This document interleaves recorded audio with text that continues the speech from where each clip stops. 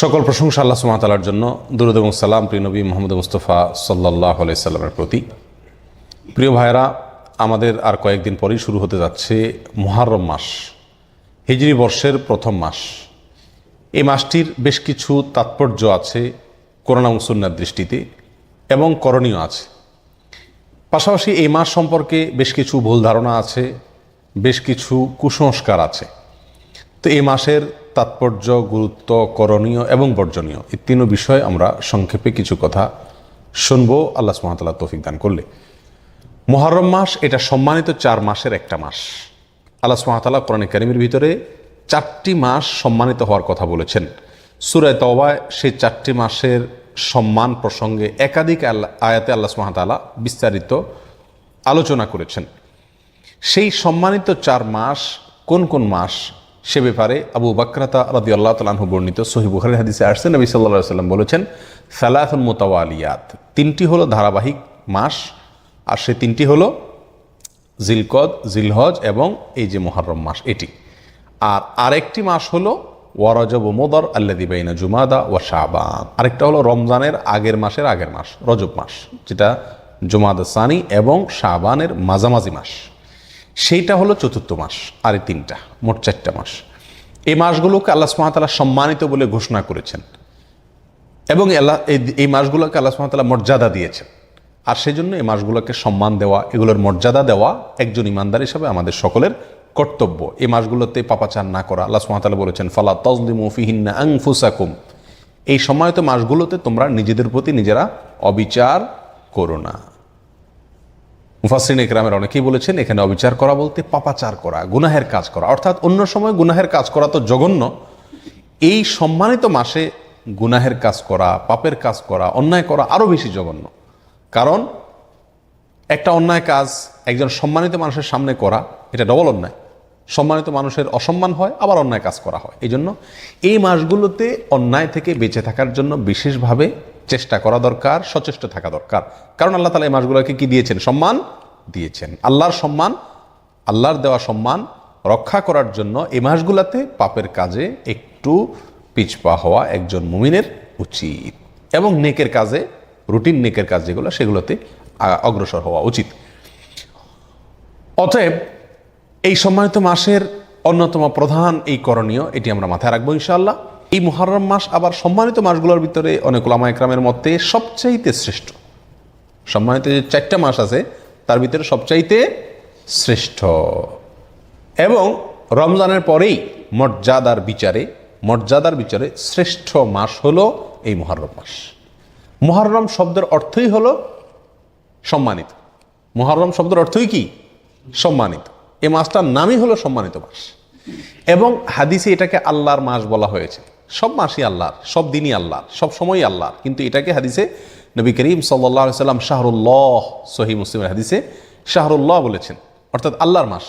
আল্লাহর দিকে সম্বন্ধ করে এই মাসটির মর্যাদা আরও বৃদ্ধি করা হয়েছে।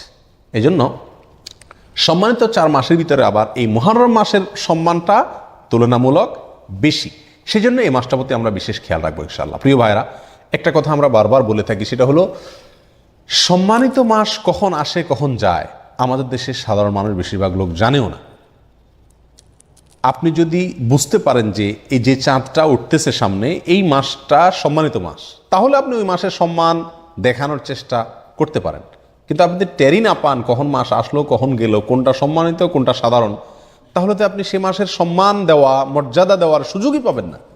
এই জন্য এই ধারণাটি বিলুপ্ত হয়ে গেছে, যেহেতু সমাজ এটার ব্যাপক প্রচার করা দরকার, যে বছরে হিজরি বর্ষের 12টি মাসের মধ্যে 4টি মাসকে আল্লাহ তাআলা সম্মানিত ঘোষণা করছেন কোরআনে। খুচরা কোনো বিষয় কোরআনে থাকে না, এবং সে সম্পর্কে আল্লাহ তাআলা বিশদ বিবরণ দিয়েছেন, সম্মান কিভাবে আমরা দেখাবো, পাপাচার করা যাবে না ইত্যাদি, যুদ্ধ বিগ্রহ করা যাবে না। এবং এই সম্মানিত 4 মাসের বিস্তারিত বিবরণ নবী করিম সাল্লাল্লাহু আলাইহি সাল্লাম সহিহ বুখারীর হাদিসে বর্ণনা করেছেন। অতএব একজন মুসলিম হিসাবে আমাদের কর্তব্যের অংশ হলো এই মাসগুলো যখন আসে বিশেষভাবে নড়ে চড়ে বসে সম্মান করা। আপনি একভাবে বসে আছেন, ঠ্যাং ট্যাং সব মেলে দিয়ে, হঠাৎ করে আপনার শ্বশুর আসছেন, আপনার ভেতরে এক ধরনের পরিবর্তন আসবে কিনা, একটু নড়ে চড়ে বসবেন কিনা। আপনার বাবা আসছেন, একটু নড়ে চড়ে বসবেন কিনা, এর মানে আপনি তাকে সম্মানিত মনে করছেন। একজন সাধারণ মানুষ আসলে হয়তো আপনি নড়ে চড়ে বসবেন না, কিন্তু আপনার সম্মানিত কোনো মানুষ আসলে আপনার মধ্যে এক ধরনের পরিবর্তন আসবে। এই জন্য ভাই, সম্মানিত 4টি মাস যখন আসে, একজন মুমিন নড়ে চড়ে বসবে। সে যদি মুহররম মাস আর সফর মাস, এই দুটার ভিতরে তার কোনো কি না থাকে, তার কর্ম, তার কথা, তার কাজকাম ইত্যাদিতে যদি কোনো ব্যবধান না থাকে, তার মানে আল্লাহ যে মাসটাকে সম্মান দিলেন সেটাকে সে কেয়ার করল না। ঠিক না ভাই? ঠিক। আর বর্তমান সমাজের প্রায় সমস্ত লোক, ইল্লা আমার রাহিমা রব্বি, হাতে গোনা কিছু লোক ছাড়া প্রায় সকল লোক, আমরা সম্মানিত মাস আর সাধারণ মাসের ভিতরে আমাদের তেমন কোনো পার্থক্য নাই, দৈনন্দিন রুটিনের ভিতরে তেমন কোনো পরিবর্তন নাই। এই জন্য ভাইরা, 2টা সম্মানিত মাস কিন্তু অলরেডি চলে গেছে, একটা জিলকদ, একটা জিলহজ।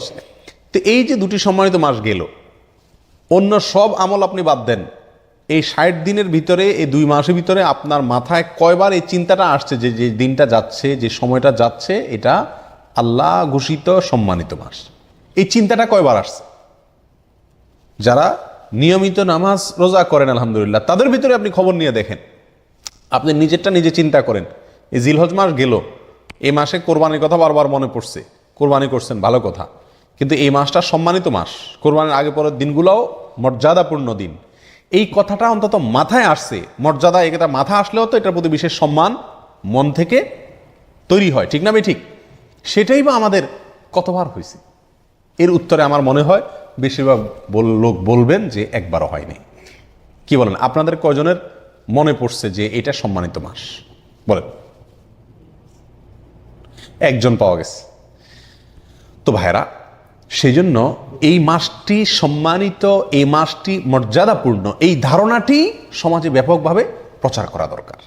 সামনের যে মাসটি আসছে সেটি এই সম্মানিত মাসের সিরিয়াল বাই 3টি মাসের শেষ মাস, আবার সেটা হলো মর্যাদার দিক থেকে সবচেয়ে সম্মানিত। বিধায় এই জিনিসগুলো আমরা কি রাখবো? ইনশাআল্লাহ মাথায় রাখবো। মুহররম মাসের একটা বিশেষ আমল আছে, বিশেষ গুরুত্ব আছে। সেটা কি? সহিহ মুসলিম হাদিসে আসছে, নবী করিম সাল্লাল্লাহু আলাইহি ওয়াসাল্লাম ইরশাদ করেছেন যে আফদালুস সিয়ামি বা'দা রমাদান শাহরুল্লাহিল মুহররম, রমজানের পরে সবচেয়ে উত্তম রোজার মাস হলো মুহররম মাস, আল্লাহর মাস মুহররম মাস। নবী সাল্লাল্লাহু আলাইহি ওয়াসাল্লাম এখানে কি বলেছেন? আল্লাহর মাস বলেছেন। রমজানের পরে সবচাইতে উত্তম, সম্মানিত, মর্যাদাপূর্ণ মাস হলো আল্লাহর মাস মুহররম মাস। অর্থাৎ রমজানের পরে নফল রোজার শ্রেষ্ঠ মাস, নফল রোজার শ্রেষ্ঠ মাস হলো মুহররম মাস। নবী সাল্লাল্লাহু আলাইহি ওয়াসাল্লাম যে মাসকে নফল রোজার জন্য সবচেয়ে শ্রেষ্ঠ বলেছেন, সেই মাসে আমরা আশুরার রোজা বাদ দিই। আশুরার একটা বিশেষ তাৎপর্য আছে। মাস হিসাবে মুহররম মাসে নফল রোজা রাখার তৌফিক কয়জন মানুষের হয় বলে? খুবই কম। অন্তত 1-2টা রোজাও যদি আপনি সারা মাসে রাখেন, এই নিয়তে যে নবী সাল্লাল্লাহু আলাইহি ওয়াসাল্লাম এই মাসে বিশেষ নফল রোজা রাখতে বলেছেন, আমি সেটার উপর আমল করার জন্য অন্তত 1-2টা রোজা রাখলাম, তবুও তো আপনি হাদিসটার উপরে কি করতে পারলেন? আমল করতে পারলেন। এই জন্য এই জিনিসটা খুব মাথায় রাখা দরকার, চেষ্টা করা দরকার ছুটির দিনগুলোতে বা যখন সুযোগ হয় এই মুহররম মাসে কিছু নফল রোজা রাখা। নবী করিম সাল্লাল্লাহু আলাইহি ওয়াসাল্লাম রমজানের পরে এই মাসের নফল রোজাকে শ্রেষ্ঠ বলেছেন।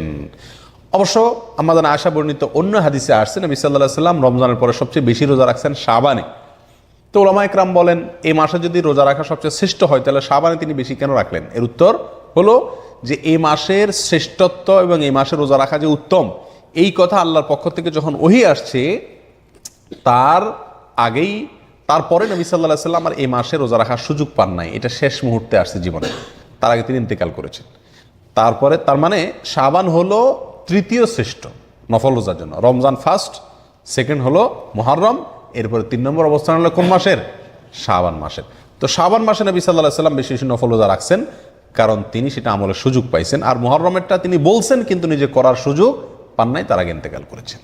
তাহলে আমরা তার এই নির্দেশনা অনুযায়ী মুহররম মাসে বেশি বেশি নফল রোজা রাখার চেষ্টা করবো ইনশাআল্লাহ। ঠিক আছে তো ভাই? এটা গেল মুহররম মাসের করণীয় প্রসঙ্গে। এই মাসে এই একটি মাত্র মূল করণীয়, বিশেষ সম্মানিত মাস হিসাবে যা যা তা তো আছেই, মুহররম মাস হিসাবে এই মাসের মূল করণীয় হলো এই মাসে বেশি বেশি কি রাখা? নফল রোজা রাখা।